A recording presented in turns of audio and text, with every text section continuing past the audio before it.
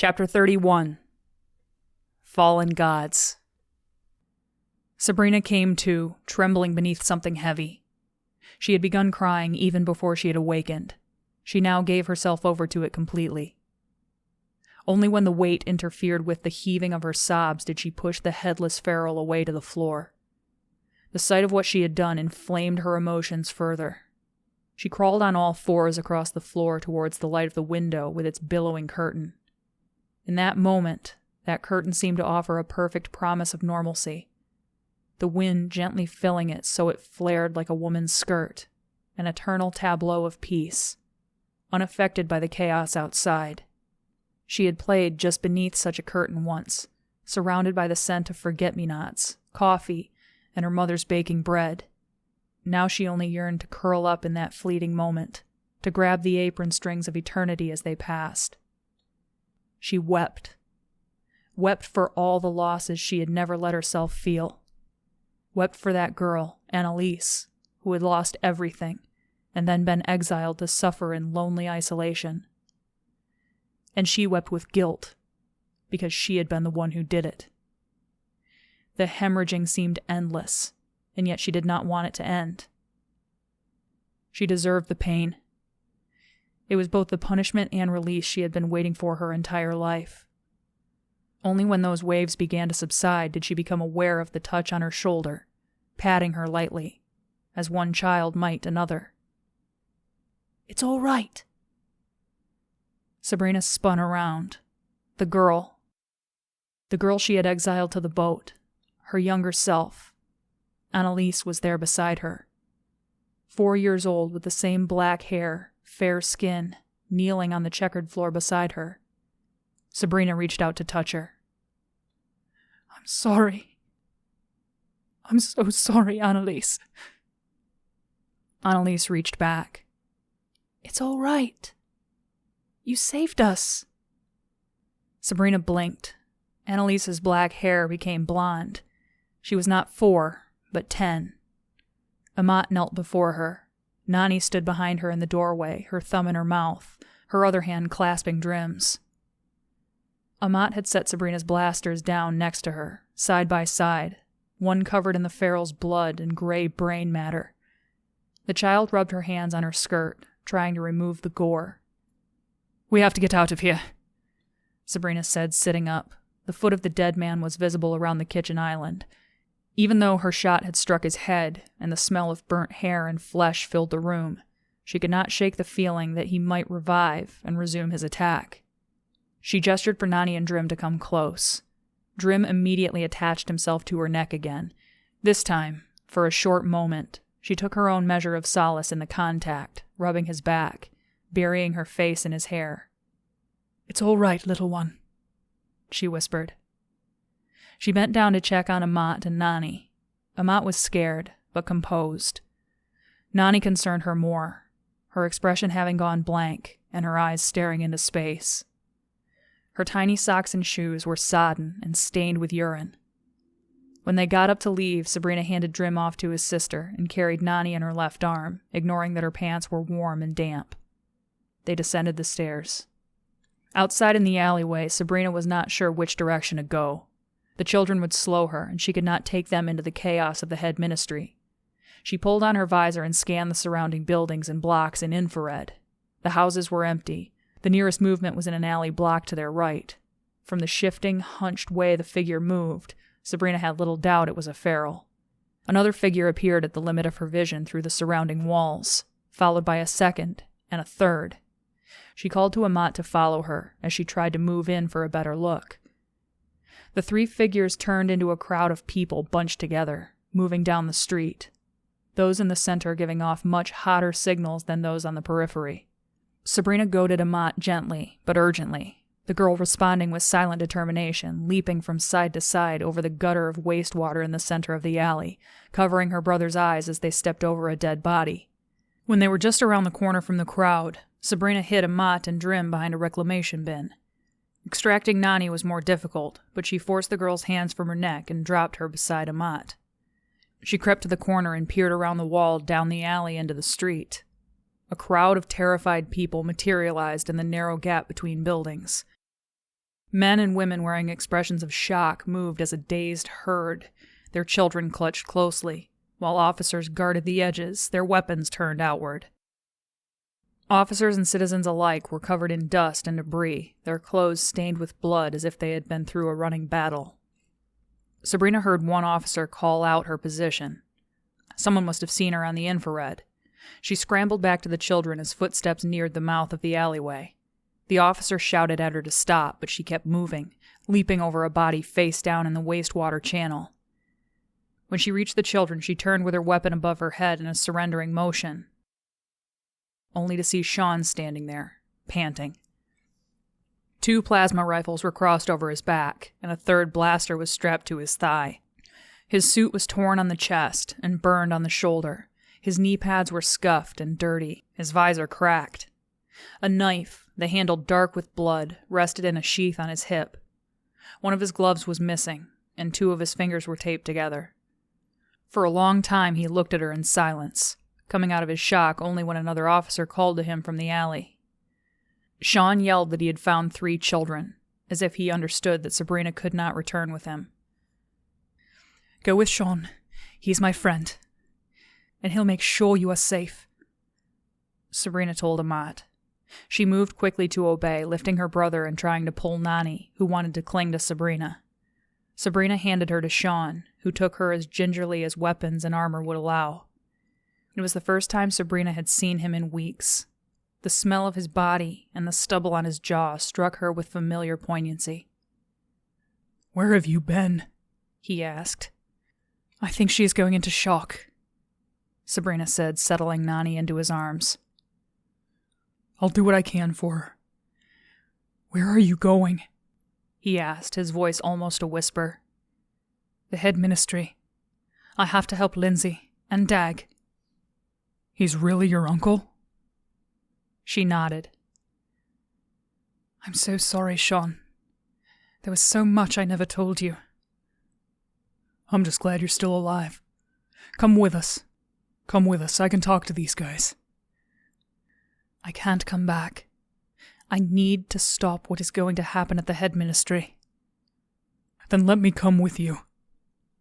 For a moment her heart leapt at the possibility, but when she thought of all the rebels waiting there, she knew she could not ask him to come. "No, I have to go alone. Just promise to keep these kids safe. Go north. Get as far from the city as possible. Go to the wall. There will be people there to help you. I've been there. I promise." He wore a quizzical expression, but before he could ask more questions, one of the officers called to him again, his voice closer, his footsteps just around the corner.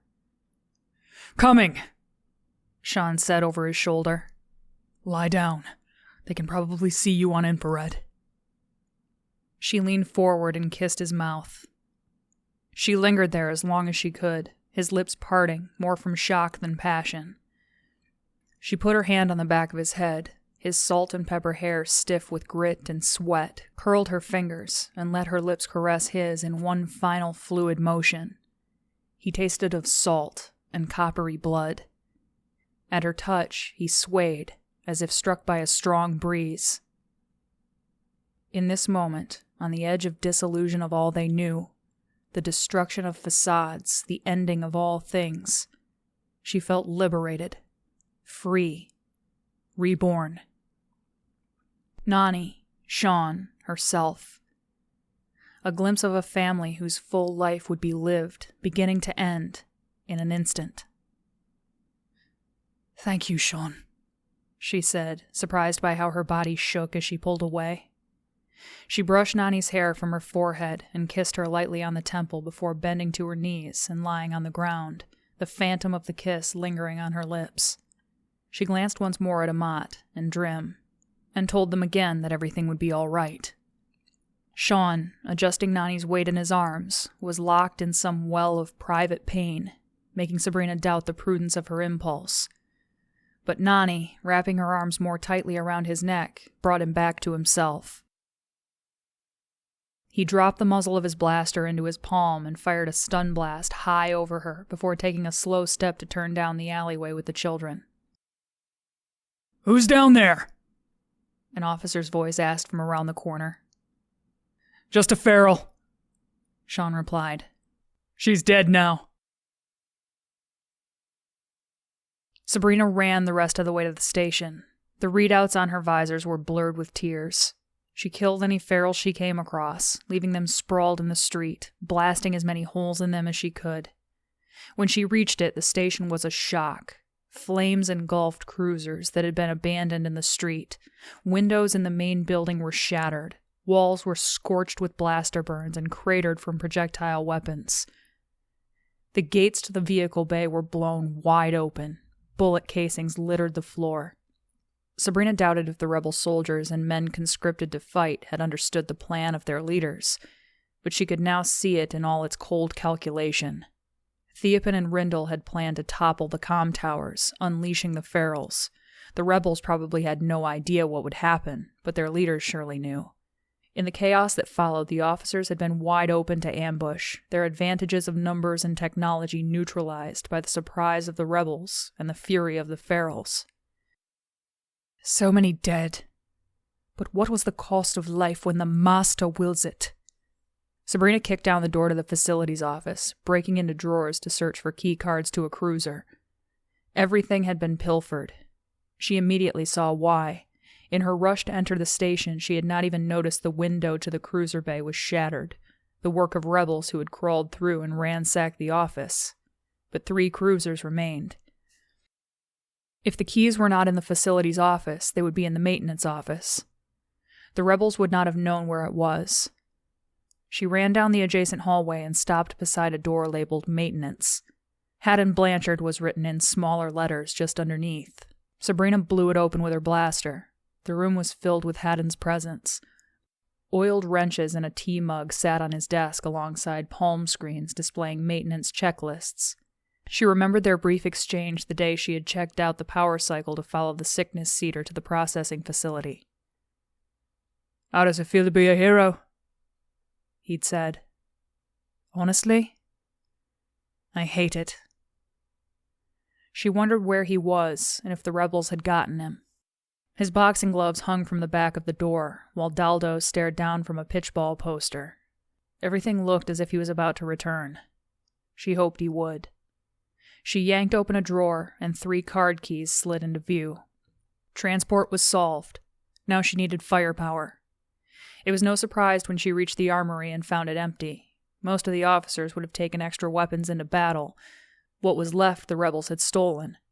She decided she would turn the rebels' devices against them. She had full run out of the abandoned station. On its lowest level, she broke into a cache of seized weapons from raids on cults. The rebels had not known about these storage areas, located deep within the station where their confiscated weapons were stored before being dismantled. Sabrina filled a bag with anything that would fit: pistols, explosives, and fat cone-shaped projectiles she took for rockets. She picked up a heavy tube with a shoulder mount that she hoped was the launcher. The roads were empty of people, but she had to navigate around cruisers that still burned wildly in the street. Instinct told her to avoid the main avenues, as well as buildings or hills where towers once stood. She could not avoid them all, however, and when she turned down Dennett Avenue, the wreckage of a comm tower stretched across the street and into a park, its antenna crushed beside a picnic bench. Wiring was strewn across the road like entrails where rebels had ripped its mechanisms apart. She skirted the wreckage, debris crunching under her tires. On the Bay Road, she opened up the thrusters to full, the wind buffeting the vehicle, the desert and ruined buildings sliding by in a blur. By the time she thought of Joseph and Magdalene, she had already passed their cafe. The best she could do was hope they had escaped the chaos. Her eyes studied the shoreline across the bay. Long columns of black smoke rose into the air around the white dome of the head ministry. She was too far to tell if the smoke came from inside or outside the building. She passed a roadblock at one of the very security posts Rindle had inquired about during her questioning. It had been overrun. What role did Lindsey play in this? What role did I play? Sabrina pressed the accelerator. She passed the turn she had taken to the waterworks so many weeks before. This time she pulled the wheel left toward the ministry. Despite the circumstances, a part of her was glad to be able to return to the heart of things, to the place that had been her home. and Dag. Lindsey had been right to give him a second chance. After all, Sabrina recognized that she might have made the same decisions, the same mistakes, walking into the scene he had walked into when he had entered her parents' home. The chaos, the confusion. Who was to judge? It was a nightmare. He had tried to rectify it in his own imperfect way. She pulled up the drive to the ministry, sweeping by the shops at the bottom of the hill where workers would walk during their lunch hours. Right now, the shops and cafes had been transformed into a makeshift infirmary where rebels tended their wounded. Sabrina got out and looked for Lindsey. Grange would have been pleased, for the medics were ministering to wounded officers as well as rebels. A few of the rebels seemed surprised when they recognized her. One of the medics in the same khaki outfit Lindsey had worn told her that Lindsey and Denalius were "Up the hill! At the gates!" She got back into her cruiser. Destroyed cruisers and desert runners smoldered along the road that was cratered from bomb blasts. The suspension of her own vehicle popped and banged beneath her. Farther up the hill, the battle was still unfolding. The blast doors of the ministry remained closed. Rebels had used every vehicle they could find in the assault, and the large white prisoner transports, the sickness seaters, had gotten farther than the smaller CRPs and desert runners. The guns and plasma cannons of the ministry had stopped 3 of the huge personnel transports just short of the gates. 2 sat on their chassis, with wheels shot out. A third lay on its side. Rebels had taken cover behind them. A few security ministry officers darted between disabled cruisers, trying to turn back the assault from the ground, but they were greatly outnumbered and limited in where they could move. From above, the wall gunners sprayed the field indiscriminately. The antique turret guns on either side of the gates had come to life, churning out bullets in loud bursts, the shiny cartridges flipping outward with each discharge. The rat-tat-tat of their attack was by far the loudest noise ripping through the air. Sabrina realized that most of the rebels' attention was focused on the center of the field of battle. She could not fathom the shapes moving in the open among the barricades, walking on 8 legs connected to spider-like bodies, until one turned its eyes to her. The faces. They were Dag's fallen gods, the art installation of half-buried faces. The very same that Sabrina had seen school children playing upon in her last visit. All this time, Dag's defenses had been hiding in plain sight. Their blank faces had tipped forward to form shields, while a chrome tangle of legs and exoskeletons had unfolded from beneath them. The legs supported batteries of projectile guns, mortars, and flamethrowers, machinery for one purpose: death. Sabrina realized with one look that they were not as advanced as the Elveds. Their components' parts did not move or reassemble into different shapes. Their movements were automatic and rote, but they were effective and lethal. Though 2 had been rendered immobile by explosives and their legs destroyed, they continued to send an onslaught of missiles, flames, and bullets at anything that moved within range. They seemed to be able to discriminate between officers and rebels, unless an officer was unlucky enough to be close to rebels when a missile was fired. Sabrina watched as one face fired upon a position, incinerating rebels and officers alike. What has Dag done? As the faces advanced, the rebels retreated. One rebel fell, a bullet taking apart his right leg. As the face caught up to him, it unfolded a scorpion-like tail, the end of which held a curved blade that drove into his body. Blood splashed across the impervious face. "Lindsey, where are you?" A group of rebels close to the gate fell back as a face outflanked their position. Small amnesties formed as rebels carried wounded officers along with them, and a few officers did the same for rebels. A motley crew of officers and rebels crouched behind a smashed CRP and fired as one into an advancing face. The impassive countenance withstood the barrage, the blast leaving scorched craters around the eyes, the nose, and mouth. The officers and rebels changed their tactics and concentrated their fire on the legs, which were heavily plated but vulnerable at the joints. A lucky shot blew off a section of exoskeleton. The joint melted from a bolt of plasma, and the leg buckled. 4 more legs followed in quick succession, hobbling the machine enough for a cadre of officers to slip behind and toss sonic detonators into the working parts. The blast sent debris into the sky to fall like rain among cheering rebels and officers. Dag, you may have given them an enemy to unite around. You. From a closer position, 4 khaki-clad medics ran forward and began administering to wounded soldiers and officers alike. Sabrina recognized some of the medics, but did not see Lindsey. She drove closer. The nearest face apparently recognized the cruiser as a ministry vehicle and held its fire. She did not trust the reprieve. An officer who had been wounded in the shoulder tried to enter the vehicle, but she kept the door locked. Through a partially lowered window, she told the officer to get her one of the medics. He pounded on the glass. "Crate, open the door!" Sabrina raised one of the pistols. "The medic!" He stepped back and pulled the medic over. She was a girl Sabrina had seen with Lindsey a number of times. "Where's Lindsey?" Sabrina demanded. "She's up with Denalice," the girl said, ducking as a cluster of stray bullets strafed the cruiser. "They are in a more forward position. We cannot reach them. Their team was trying to blow the doors, but now they are trapped." The girl covered her head and crossed back to the wounded men and women, officers and rebels. So Lindsey and Denalice were trying to get to Dag, to protect him from more bloodthirsty rebels. The girl pointed to the overturned sickness seater beside the gate, where a few rebels sheltered behind it. Gate guards fired upon them from the wall above, and 2 faces moved closer. A 3rd face stood in the way. "Crate!" Sabrina jammed the accelerator and swung the vehicle around. The tires smoked as she aimed the cruiser at the body of the closest face. At the last moment before impact, it seemed to recognize her as a foe. One of its arms swiveled around and aimed a weapon. A cylinder of spinning barrels erupted, the projectiles bouncing off the windscreen in a shower of yellow sparks. She ducked while the vehicle collided with, then rolled over the face, crushing it. In the rear view, she saw its head askew, its face shattered, and legs uselessly scratching at the earth. Still, it fired a jet of flame in her wake with its flamethrower. She could feel the heat within the cruiser. The cruiser shuddered over craters and the shattered concrete that had once made up the road and sidewalks to the ministry. Rebels and officers alike cheered her arrival. She swerved around a smashed lorry and bounced over the curb, driving over ground towards the overturned transport. A large man scrambled behind it with a launcher on his shoulder. It was Denalice.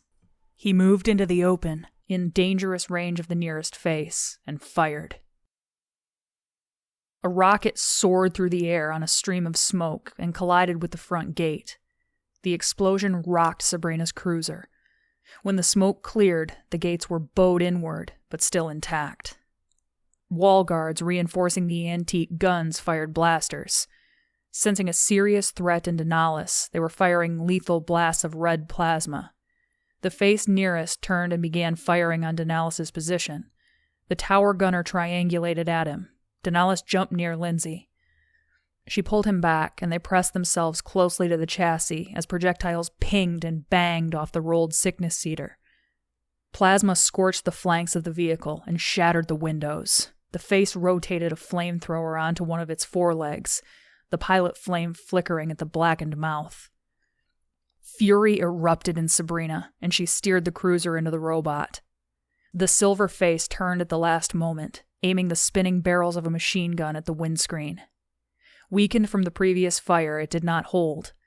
Glass shattered down on her and across the instrumentation. The cruiser bucked as it collided with the machine head-on, rolled onto it, and stopped. Sabrina pressed the accelerator, but the front tires spun uselessly. The cruiser was tipping backwards, rising and falling violently as the machine beneath struggled to stand erect again. The weight of the cruiser on top proved too much, and the machine crashed down again, crushed. Sabrina tried the accelerator again, but the wheels were still too far off the ground. The machine was pinned. The cruiser was stuck. Stalemate. She had struck her head on the steering wheel and fought against dizziness as she tried to extricate herself from the wreck. She lost her balance each time the machine underneath tried to rise again, tipping the stalled cruiser as broken glass cascaded off surfaces to collect on the floor. When the cruiser came down again, she saw the second face staring at her, moving towards her across the cratered landscape.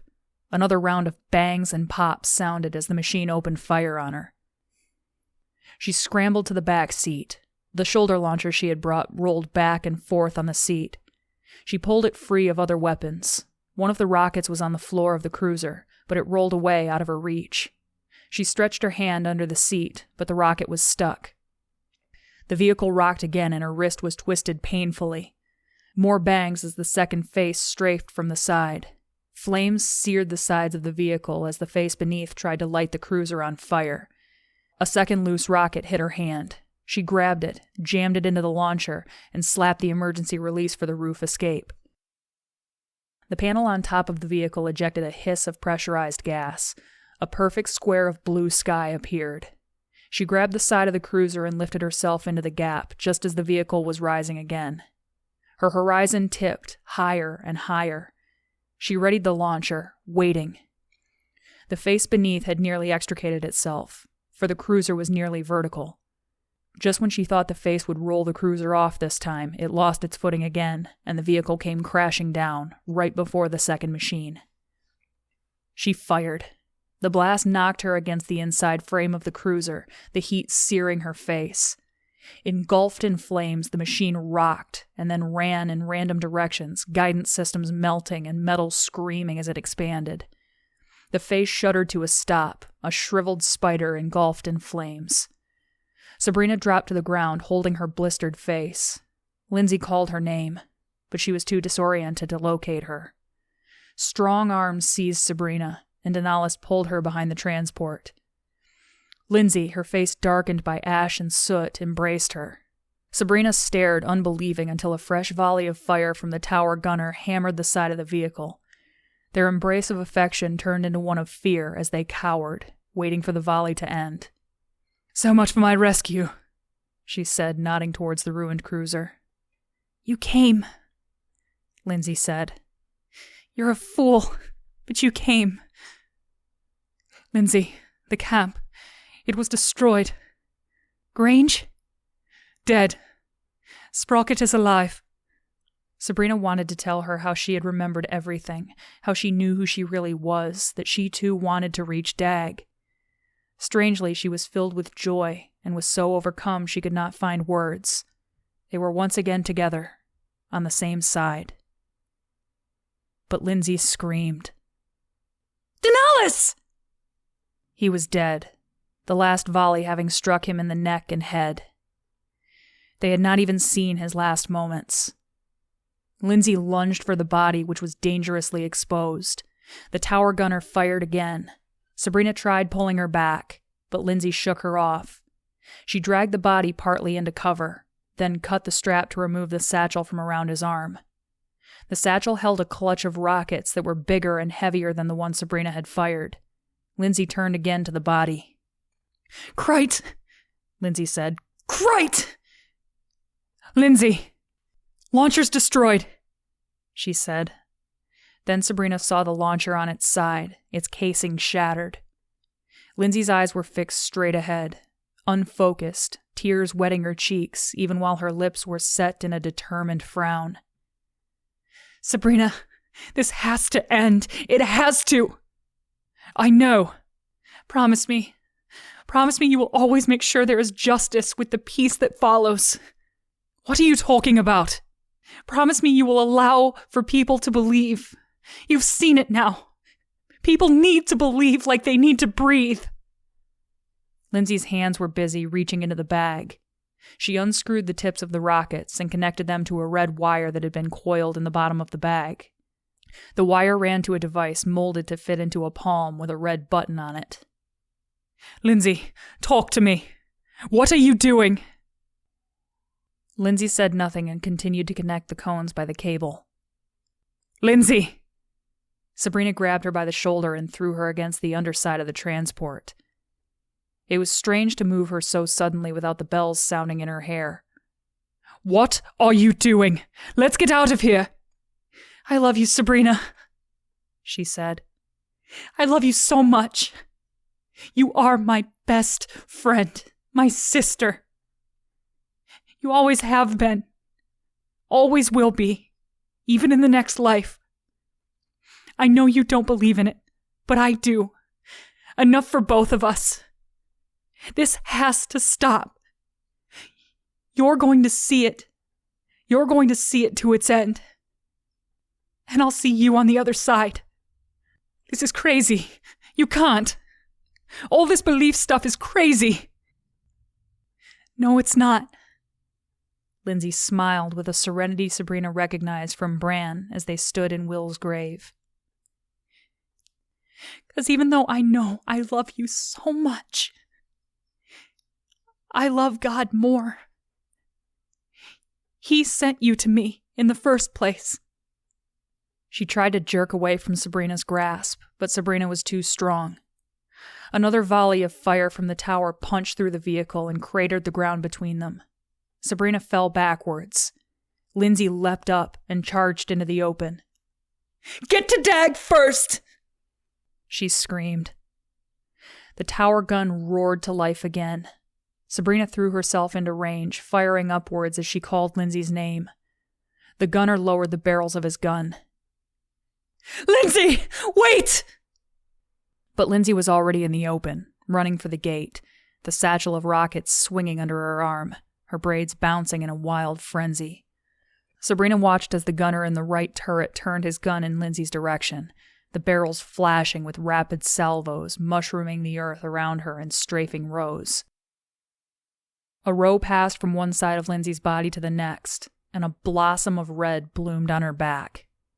She staggered before Sabrina lifted her own weapon and let loose a furious series of blasts to cover her. She continued her salvo too long for safety, drawing on the gunner's fire and ducking only when the bullets banged on the transport just inches from her head. Sabrina crawled to the corner of the vehicle, propping herself on Denalis's body, straining to see Lindsey as she neared the shadow of the gate. Sabrina aimed another volley at the gunner. None of her shots were accurate at that angle, but they drew the attention of the gunner long enough for Lindsey to press herself against the doors, out of reach of the turret guns. A dozen more shots pounded the fender before Sabrina ducked again. The fire intensified. The gunner did his best to rip the transport to pieces and hit Sabrina. Shrapnel showered down onto her as she belly crawled to the far side of the vehicle, pressing her face to the ground as bullets struck the dirt around her. When she did not emerge, the fire turned away to the next closest cluster of rebels. Sabrina continued to crawl. She had an unobstructed view of Lindsey around the cab. Lindsey had stopped at the center of the gate, crouched down, a smear of red on the doors behind her where her back had touched the rusted metal. Her skin was ashen, and her hands trembling. The cable was clenched between her teeth. She unscrewed another nose cone and discarded it, like a child tossing aside a bottle cap. When a row of bullets strafed the ground beside her, she pulled her leg back and almost tumbled over before she balanced herself against the doors, the gunshot in her shoulder causing her to wince and cry out. She placed the rockets on the earth in a row like tubers. Her motions were cut short when a blast of red plasma grazed her head, throwing her back against the gate doors. Sabrina screamed, threw herself into the open, firing at the gunner who had descended from the gun seat to lean over the wall and take aim at Lindsey with a blaster. Sabrina's shot struck him in the chest, flinging him back over the wall, a cloud of smoke from smoldering clothes left in his wake. Lindsey remained pressed against the gate doors, her face contorted in pain, the hair on the side of her head singed off. She dropped to the ground to extend her hand and clutch the detonator that had fallen just out of her reach. "Lindsey, don't!" Lindsey did not look her way as more gunners appeared on the wall. Her hand found the smoothly molded piece of plastic and pulled it to her chest, holding it over her heart, with her eyes lifted up to the sky. Her lips moving in silent prayer, her ears deaf to Sabrina's cries. She depressed her thumb and detonated both their lives.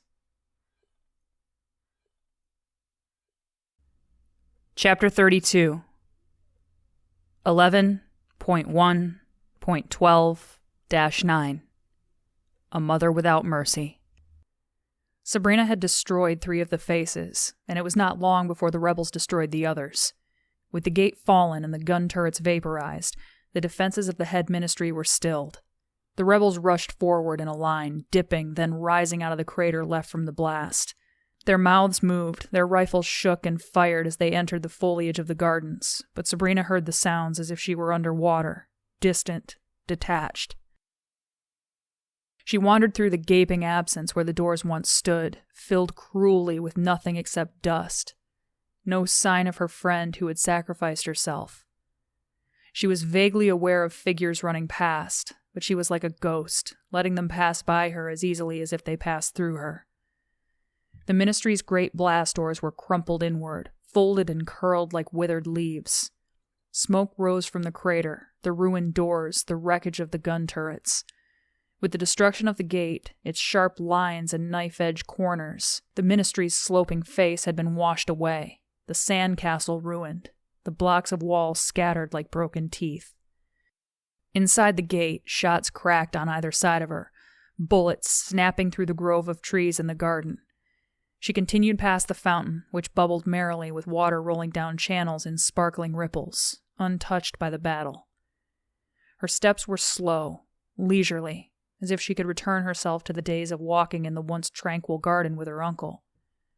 She stopped at the sound of her name. She harbored the strange hope that she would see her uncle walking toward her, smiling, ready to tell her this long nightmare was over, and to invite her to walk through the orchard past the frozen faces that were only artwork, not cleverly hidden weapons. Instead, she saw Moshe, waving frantically from the shattered window of his laboratory. She moved forward, ignoring him, stopping only when she came to the empty spaces in the ground in the shadow of the rotunda where the faces had stood. Now 6 holes yawned like empty graves. Sabrina was sure one was meant for her. She stepped forward to look down into that abyss, expecting blackness or stars, but only saw the empty, half-buried junction joint of cable that must have once charged the face's power cells. Someone grabbed her arm. Moshe's bush of white hair bounced in front of her, the smell of his unwashed lab coat and spilled tea accompanying him. The laces of his untied shoes whipped around his ankles as he ran, pulling Sabrina after him.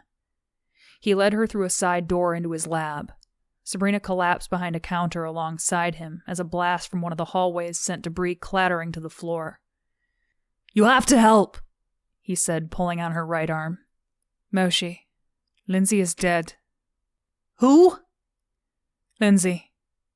My best friend." He rolled his shoulders and patted her on the back, as if she had just told him her pet dog had died. His coat fell open as he stood to scan the windows. He pulled her to the far end of the lab, again asking for her help. She followed, remembering all Zell had shared with her, wondering how far gone the old man was. He stopped beside the prone body of a boy, barely old enough to have the first feathering of whiskers beneath his nose. He was gaunt, his head too big for his body, his elbow joints protruding, his cheeks hollow. He looked like any other child at the rebel camp, underfed and malnourished. Next to him was a rifle. The wooden stock was scratched and weathered, held together with wire and tape, and the barrel and trigger guards spotted with rust. Only the bayonet was oiled and polished, its edges gleaming. Moshe held up a blunt-nosed blaster. Where a barrel would have been, there were 2 silver electrodes. The handle was excessively large, allowing a power cell to attach. "He was breaking in," Moshe explained. "I did not want to kill him. This device is supposed to be non-lethal, but he fell and hit his head." The old man's hands were shaking, and his eyes were watering. Something about his face struck Sabrina as different, but she could not name it. She leaned over the boy and checked his pulse. It was still strong. An explosion just outside, followed by a cascade of shattered glass, sent them both to the floor. She heard rebels in the hall and crouched beneath a counter, watching the door to the lab until she was sure they were past. She turned back to Moshe just in time to see the boy sit up, pick up his rifle, and drive the bayonet through the old man's neck. "Moshe!" she cried out, then found herself uselessly putting out her hand, pleading with the boy to stop as Moshe slid to the floor, clutching his throat. But the boy's face was dead, his expression implacable. The conscience present in other children, other humans, absent. He snapped back the bolt, raised the rifle to his eyes to take aim, and pulled back on the trigger. The action jammed. He glanced at it long enough to realize what happened, and snapped the bolt back and forth again, sending the unused cartridge spinning, and a second one into the breech. He aimed the rifle and fired, but Sabrina had already leapt behind a counter. He followed, fearless. She kept scrambling, staying low, putting one counter after another between them, the boy firing off a round when she moved too slowly and left her foot exposed. He missed, and the bullet shattered the floor tile. "I have a blaster! I don't want to kill you!" "You are an enemy of the master!" he replied, his juvenile voice surreal against the murderous intent of his words. "I am blessed," she said, trying to turn the occultist logic against him. "I have his favor from the match. Don't you remember? If I kill you, then he will be with me." He fired again, blowing apart a row of graduated cylinders. Sabrina was afraid to hit him with a stun. He was small, had already been stunned once, and another could kill him. But Moshi was running out of time. The crunching of broken glass beneath his feet told her he was just on the opposite side of the counter. She towed open the sliding door on the next cabinet over. The inside was hollow, and there was a door on the far side. Beyond the counter waited the wall. She threw her shoulder into the counter between them and tipped it. It slanted, and experiments, flasks, trays, and test tubes tumbled onto the floor. She took advantage of the chaos to dive into the next counter, open the door, and roll to the other side. When she peered over the edge, the boy was rushing around the corner to find her gone. She snatched a flask from the nearest counter and threw it, whistling to the far side of the room. He turned in the direction of the sound. She activated her boots and ran up the wall to the ceiling, keeping her weapon trained on him. But he had lost her and did not think to look up. When she was right over him, she flipped. He turned to the sound of her landing behind him, but not before she wrapped his neck in her arms and cut off his air. He struck out with one arm, then swung the rifle butt at her head. "Drop it, and you can breathe," she said. "Drop it!" Instead, he swung, ducked, and bent at the waist, doing everything he could to resist. His fight was for something supernatural. Some gift of invulnerability that his immature and undeveloped mind believed in fervently. She tightened her grip until his face turned a dark red, shading to purple. When he pulled a knife from his belt and stabbed backwards, Sabrina held on, even letting the blade strike the mesh of her suit. She pulled away, placing more pressure on his neck. She allowed him a few breaths when she thought he was submitting, but it was a feint. He twisted in her arms, jabbing for her unprotected throat. She jerked to the side. His neck let out a soft pop, and his body went limp. Sabrina released him in horror as his breath escaped from his lungs like a deflating balloon. Knife and rifle clattered to the floor, and he pitched forward onto his chest. She fell to her knees and touched him. He didn't move. A muscle on the side of his face flexed and strained to swallow air, but it was no use. The misaligned vertebrae stood out in his gaunt neck. She dropped back against a counter, her hands in her hair, absorbing the skeletal thin arms, the rope holding his pants about his waist, the patch on the seat of his trousers, the undersides of his pitchball boots that didn't match. The soles were fastened with tape and extra laces wound around the shanks, the spikes worn down to nubs from long overuse. A groan from Moshi drew her to his side on unsteady legs. He was dying, and knew it. He took her hand in his as she knelt beside him. "The boy. Is he all right?" Sabrina struggled to form the words that would make up the lie. "Yes, he is." Moshi looked up at the ceiling and waited. She stroked his hair across his forehead. In that moment, she realized why his face had seemed changed, or rather, familiar. The line of the jaw, the high cheekbones, the secretive grin, the sparkle in the eye. Moshi was not one of a kind, and although his son had never found him, she had. "Moshi. Sprocket is all right, too." "Who?" "Your son. He still loves you." "Sprocket. It sounds familiar." He looked confused, but he did not have the strength to ask further questions. She held his hand until it went limp. When she was alone, she began to weep. After her tears in the apartment earlier that day, she would have thought there were none left in her. Her tears were for the child, his humanity brainwashed out of him by faith, now face down and losing consciousness. For Moshe, who had been such a kind presence in her life. For Sprocket, the child and man, from whom this gentle father had been stolen.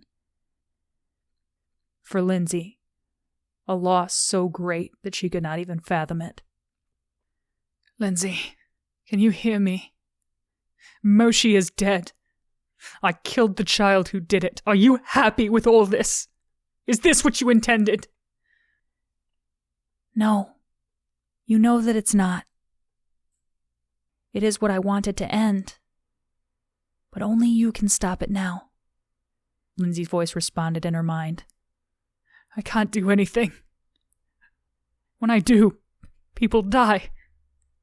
Sabrina turned her eyes up to the window. Snakes of smoke writhed in the sky.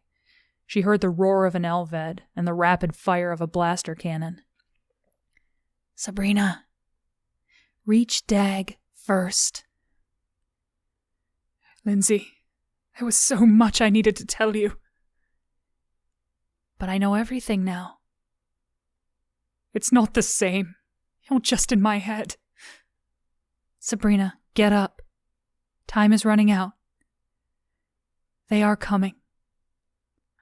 "I'm tired of hurting people." "Sabrina, you have to stand in their way. It is what you were born to do. Everything you need is here." The door at the far end of the laboratory shook as someone jiggled the handle. Sabrina checked her blaster. The power cell was low. The blaster that had been on her leg was gone, lost in the chaos at the gate. Outside, one soldier shouted to another. He had discovered another door to the lab that was open. Feet stomped down the passage. A dozen rebel soldiers came in, alternately whistling at the damage and whooping at the cache of items they had found. They clicked blowtorches on and off, bounced on suspensor pallets, and tested lasers by burning them into the ceiling and laughing. They joked when they came across Moshe's body. "Looks like this one's done his last experiment." They went silent when they found one of their own dead. It was then that one of them spotted Sabrina sitting against a counter, her knees up against her chest. 3 of them circled her, their rifles lowered. She did not recognize their faces, and they did not show any recognition of her. One of them lifted his plasma rifle to her head, his thumb clicking the setting down to lethal. Then he paused. A shadow passed over them as the light from the window was blocked. An Elved opened fire, both arms converted into rotating plasma cannons that split the room in half and traced twin lines of destruction against the far wall, shattering everything in between into superheated dust. Sabrina scrambled for the exit as walls collapsed around her, lighting and wiring dropping from the ceiling, shelves crumpling and dropping instruments and prototypes to the floor. She kicked items to the left and right until a mannequin fell right in her path. The jacket on its shoulders radiated a bluish glow, and the experiment tag on its breast read 11.1.12-9. She remembered the augmentation suit and snatched it off the mannequin. It slipped over her shoulders like a dress jacket, the mag links locking automatically to terminals enmeshed in her patrol suit. As she made for the door, she recognized one of the railguns, with full magazine attached. It slid across the floor as the Elved pushed through the wall and crashed into the laboratory. Sabrina pressed herself against a countertop. Ceiling tiles rained down around her as the Elved continued into the building, firing additional bursts of plasma as it found survivors. One rebel screamed for mercy as the machine turned on him. She looked back to the railgun. It was just a few feet away.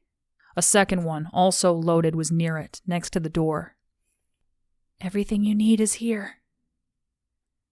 She peeked over the edge of the counter. The rebel was behind a partially collapsed wall. As the Elved moved in closer, its head turned away. She seized her opportunity. Just as she dashed over the debris, the Elved fired on the rebel, and a plume of bloody dust exploded out of the corner. She swept up the first gun, then the second. 2 more rebels who had been hiding in an aisle between counters opened fire on the Elveds. It answered by strafing the aisle with plasma. She paused at the doorway, flipping her visor down to see through the smoke and dust.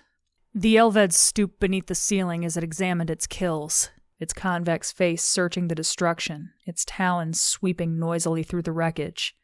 A smell of methylene gas, ozone, and gunfire filled the room.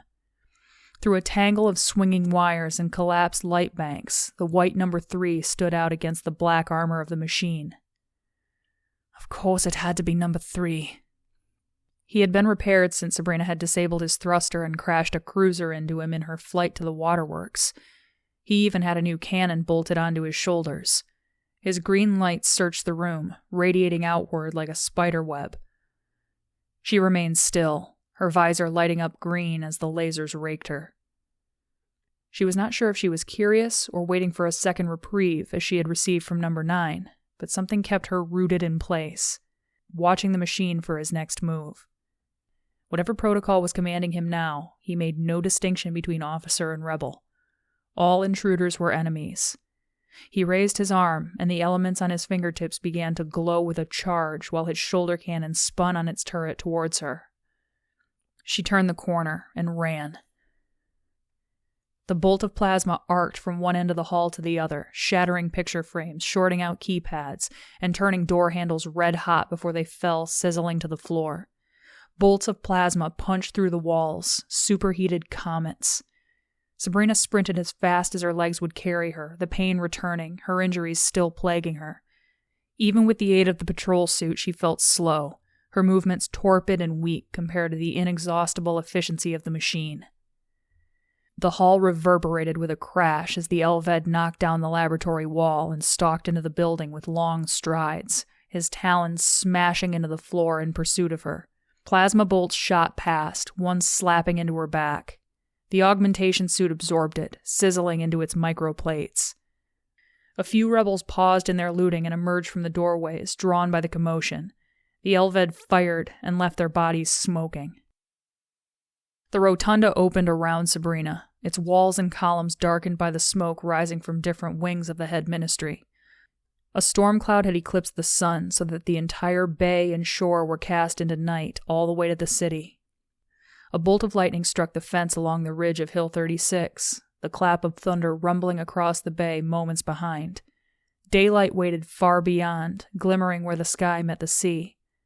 The inside of the rotunda was like a lamp, extinguished, the glass dark and opaque. The words of the 9 principles of the Twin Cities were rendered impotent, obscured and blackened by blast craters, the sound of gunfire and law-breaking all around. Sabrina ran within the colonnade, hoping for some cover as the Elved surged into the room and reared to full extension. He fired his jets and leapt through the air, sweeping between 2 columns and landing in Sabrina's path. She scrambled for the base of a column, but it was too distant. A second bolt of plasma struck her back, singeing her hair and skin. The bolt sent her careening forward, and she slammed into the glass floor, sliding, its polished surface squeaking beneath her. The augmentation suit held, while readouts on her visor warned that its integrity was critically threatened. One of the Elved's feet planted just short of her legs, his shoulder cannon tilting, calculating a firing solution on her. She whipped the railguns up. The Elved turned its head slightly like a dog hearing an unusual sound. He was studying the novel objects in her hands, running their configurations against a databank of known weapons. She knew the long pause came because there was no match.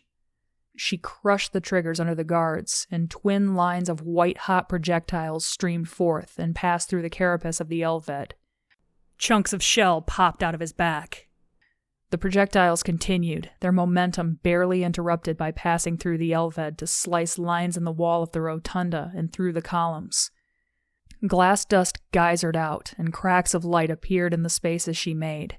The Elved staggered backwards, his shoulder cannon tumbling to the floor in an avalanche of ruined parts. Sabrina swept the lines of fire over his shoulders, into his face, chest, and legs. Component parts snapped off and spiraled away. He was a raven being ripped naked by the wind. He ducked his head and retreated behind a column. Sabrina kept her fingers depressed, the column collapsing as she cut through it, depriving the machine of his cover, the hall shaking with thunder as the length of one column tipped and slammed onto the floor. She followed the Elved, her stream of fire unbroken. He raised limbs in defense, but they offered no protection, as plates, hydraulics, and cables fell to the floor. She sprayed his tail, so only a jagged stump remained on the end, while columns and walls collapsed about them as the superheated projectiles sliced through the machine and then the rotunda. The Elved leapt for the oculus, its thrusters firing on full, filling the room with withering heat, but Sabrina was without mercy, training the weapon on him as he rose to the ceiling, the projectiles cutting away pieces of the dome as she aimed upwards. She struck a fuel line, and the thrusters went dead, stopping the Elved in midair and sending him to the floor. She continued to fire. The machine's only reprieve came when the dome collapsed on him, the glass splintering and crumbling in a rain that sounded like 1,000,000 drinking glasses being dumped onto the floor. Sabrina took cover behind a fallen column as the words "savagery ended because civilization stood in its path" struck the floor and exploded into a snow of dust. The rotunda was still in the wake of the dome's collapse.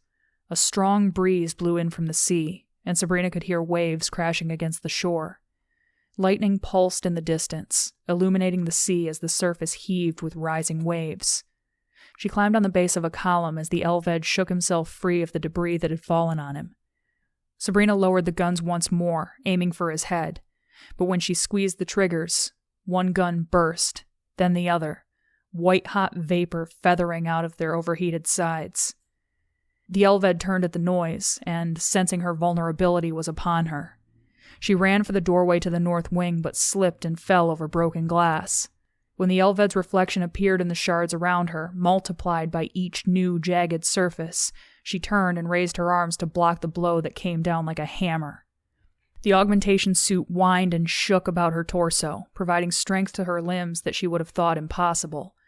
She recognized her opportunity, readjusted her grip, and twisted, testing the suit. Joints and struts on the already riddled shoulder of the machine snapped, and the left arm went limp, nearly separating from the body. Again, the Elved staggered backwards. Sabrina decided to press her advantage. Aided by her suit, she leapt, grabbed onto the face of the machine, and punched. A tangle of cracks radiated from her fist. She could hear the struggling servos and motors. She punched the convex face again, then grabbed exposed hoses and fuel lines just behind the head and yanked, causing a shower of hot fluids to spray out. She hammered the machine again, but she had overreached. The Elved struck her with his right hand, then batted her across the room and into the wall with the jagged end of its broken tail. The impact disoriented her. The augmentation suit had gone offline, while alarms in her patrol suit indicated critical bodily harm. Red uppercase letters flashed before her, indicating that her life was in danger. She tried to rise, but the pain from her midsection was too great. Her glove slipped in something warm, and she realized it was her own blood. She struggled to remove the augmentation suit as its twisted, ruined plates cut into her. At the press of the emergency release button, it dropped away in pieces, Moshi's last invention joining the rest of the broken debris on the floor. The pain was too great, and she slumped to the floor. The Elved swept her up, pressed her against the wall, and held her down with a 3-fingered hand. A great swath of her own blood stained the floor. A cat holding a dying mouse.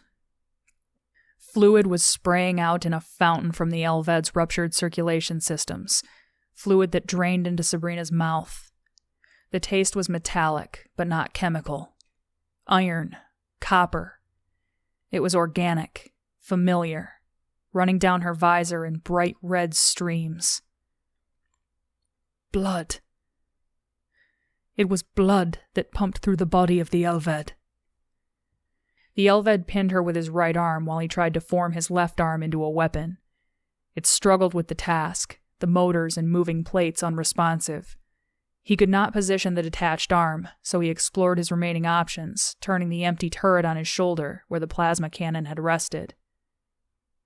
With the red rain falling, Sabrina's mind worked slowly. There was something here. Dag sitting in his office, his blood being taken by a T-man.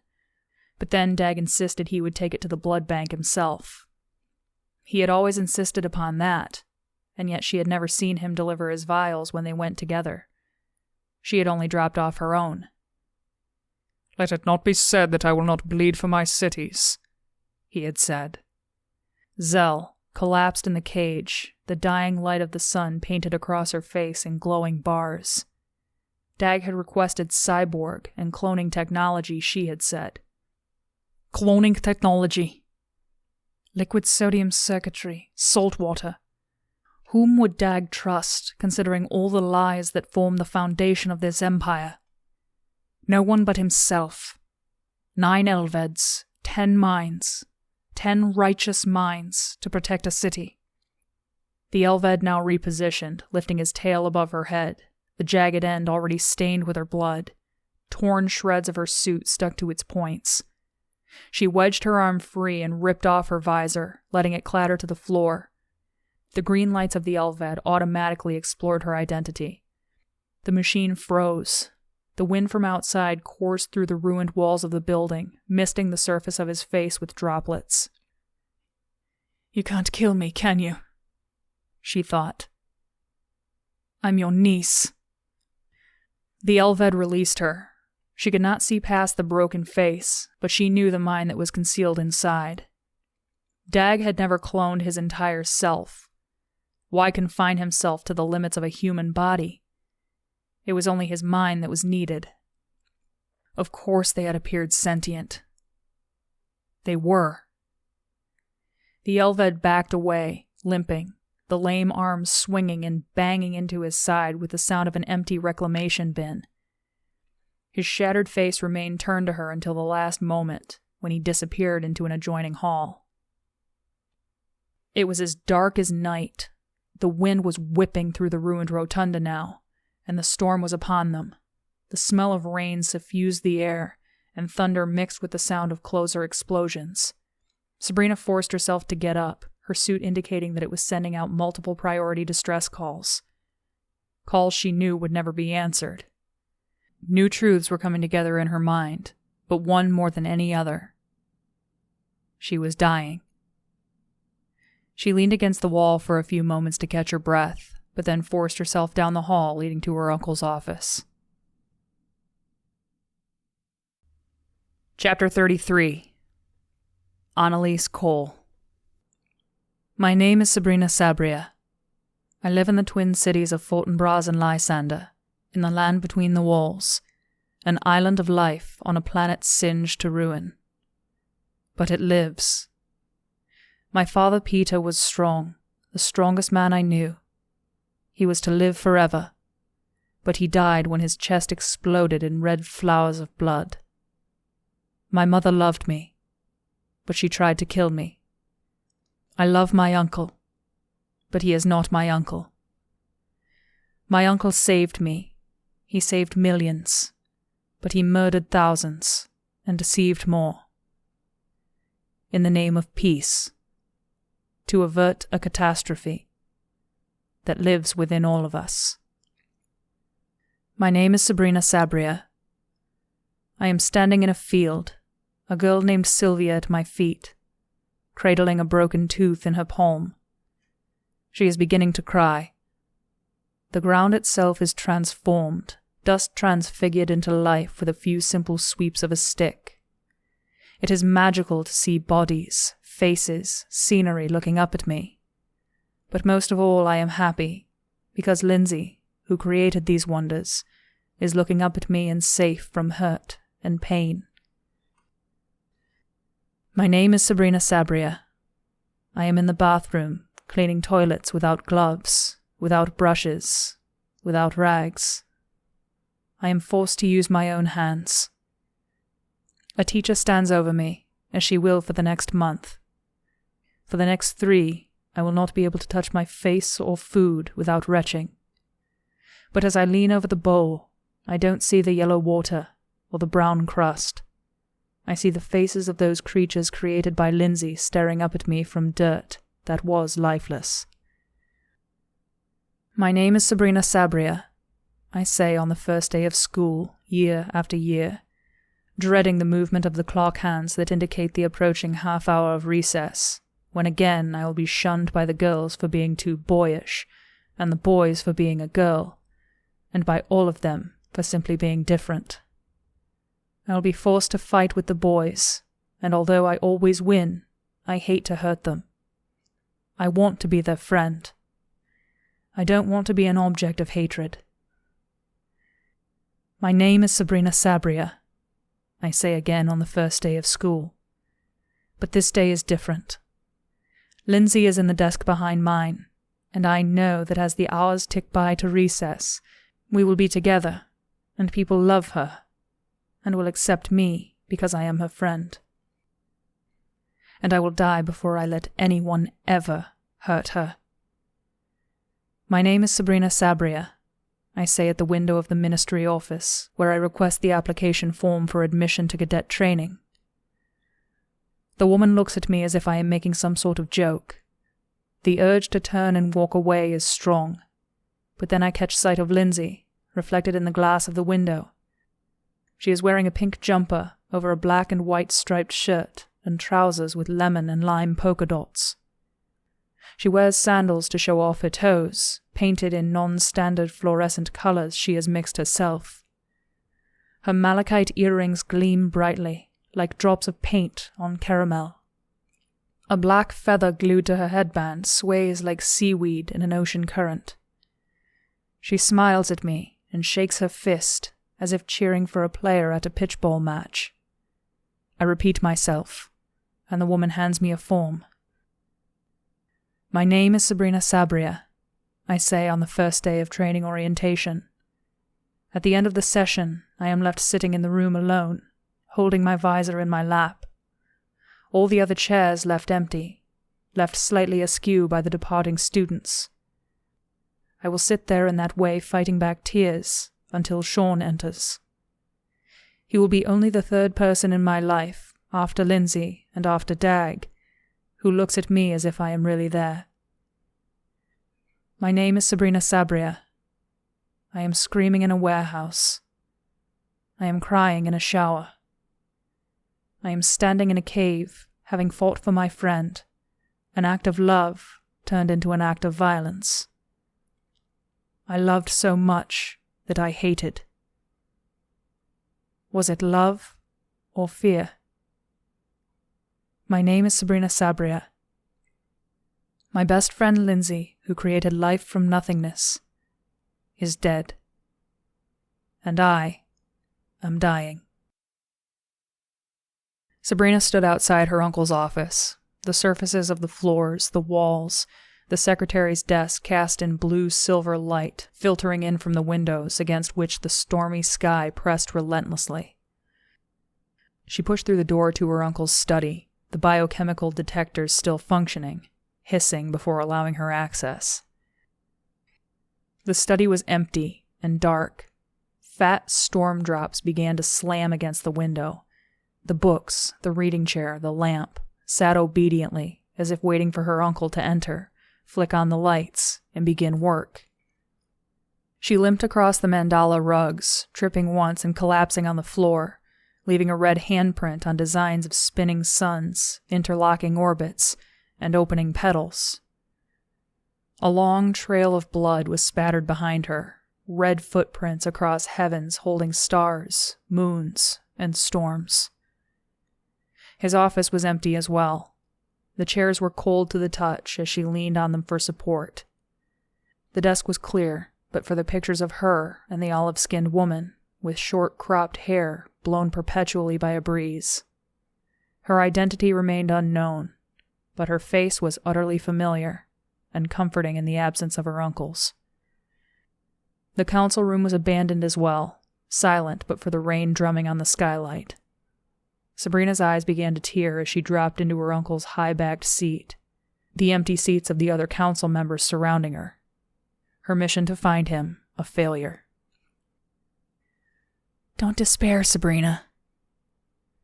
Lindsey was sitting beside her, dressed in a violet sweater and black V-neck, a twine necklace braided with amber fragments glowing around her neck. Her eyes were outlined in kohl, the amber reminding Sabrina of the epoxy holding the temple fragments to the sanctuary cave out in the desert. Lindsey's hair fell about her shoulders in tightened, coiled locks. her bells intact and shining with the peppermint oil she used to scent her hair. "You're in my head," Sabrina said. "I'm in your heart." "Small difference." "It doesn't change your need." "Is this what you wanted, Lindsey?" "It was never about what I wanted." Sabrina winced as a spasm of pain gripped her. "I'm scared." "You are almost at the end." "Does it hurt? Dying?" "Oh, it hurts now." Lindsey stretched out her hand. Sabrina reached for it, but the moment they touched, Lindsey was gone. Sabrina's hands fell on the cold surface of the table, the perfect white surface, now stained red. To her surprise, the small section she had touched sank downward with a soft hiss. The sound was answered by another, as a section of wall on the opposite side of the room slid open to reveal an alcove bathed in flickering candlelight. Sabrina made her way across the room, leaning on each chair as she did until she could stagger to the secret doorway. Each chair she touched she painted in shocking crimson. The alcove inside contained more rows of books on shelves hewn from raw cedar. The wood was untreated and unstained. It gave off a sweet smell, and knots and bark were still visible in places. The candles threw light onto a floor covered in carpets like the one in her uncle's office. She knelt on one rug, a triangle opening in a sun, opening in a flower, framed by multicolored boxes.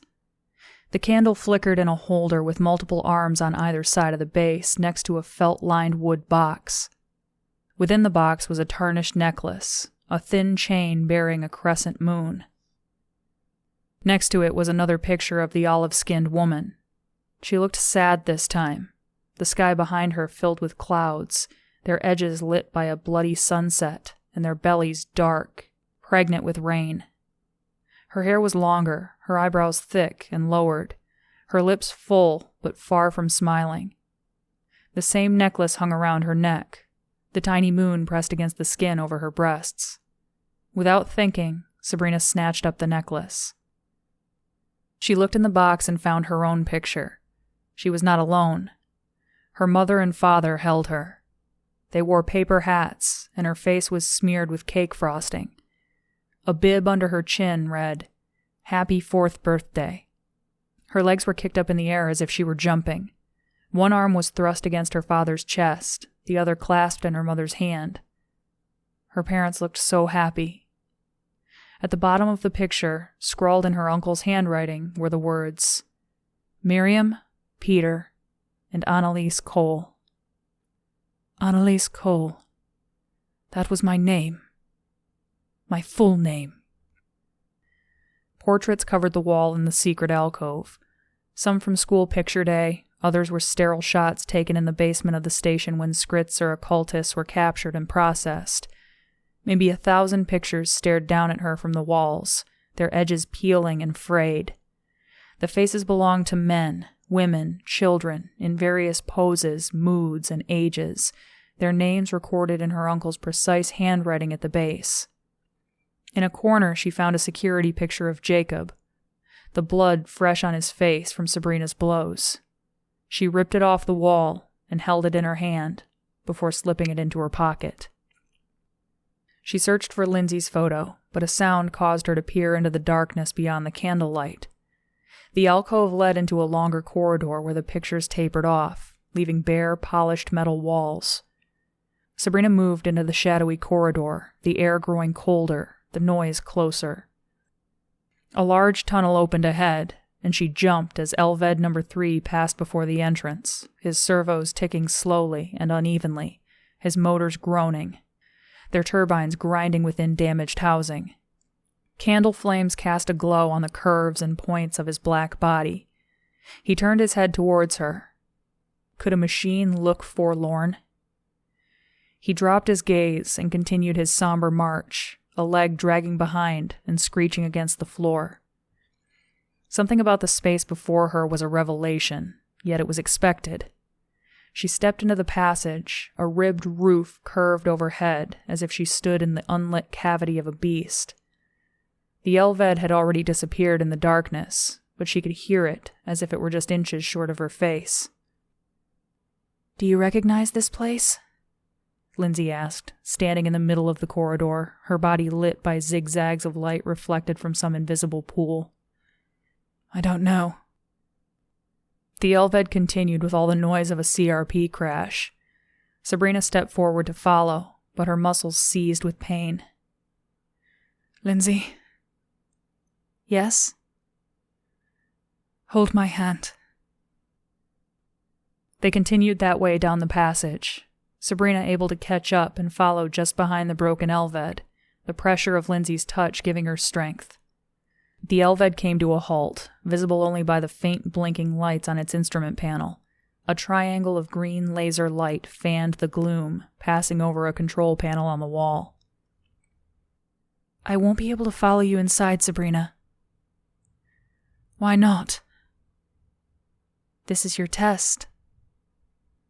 "Please don't leave me." "I am always with you. But you are the most courageous person I know. You don't need me." Lindsey reached out and pressed the necklace of little heads against Sabrina's chest. Sabrina could feel each one, their tiny expressions indented in her skin. A door opened in front of the Elved, and Lindsey was gone. Light poured down, stinging her eyes, as she watched the Elved stoop and enter a spacious room.